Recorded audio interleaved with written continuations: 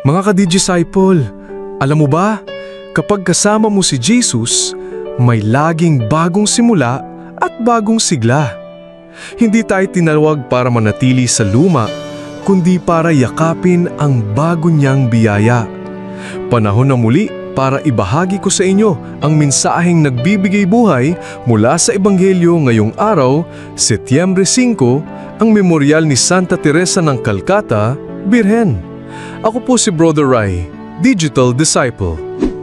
Sa Ebanghelyo natin ngayon mula sa Lucas 5:33 hanggang 39, tinanong si Jesus, "Bakit ang mga alagad ni Juan ay nag-aayuno at nananalangin, pero ang mga alagad mo ay kumakain at umiinom?"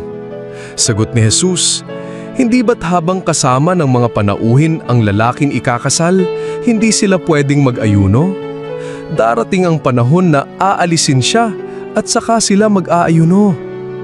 At nagbigay pa siya ng halimbawa, walang naglalagay ng bagong alak sa lumang sisidlan dahil mapupunit at mapuputok ito.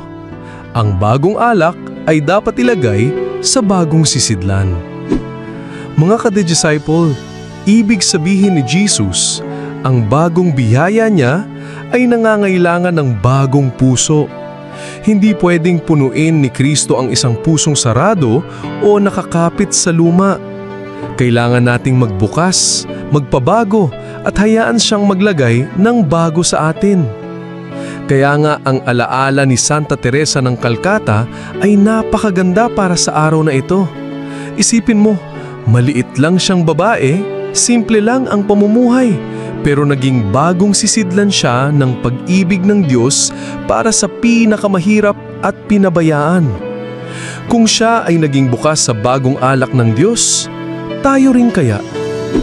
Mga ka-disciple, kung gusto nating maranasan ang bagong biyaya ni Kristo, kailangan din nating hayaang siyang baguhin ang ating puso.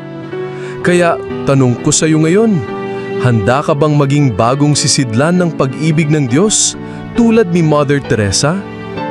Ako po si Brother Rai, online for Christ, offline with purpose. God bless!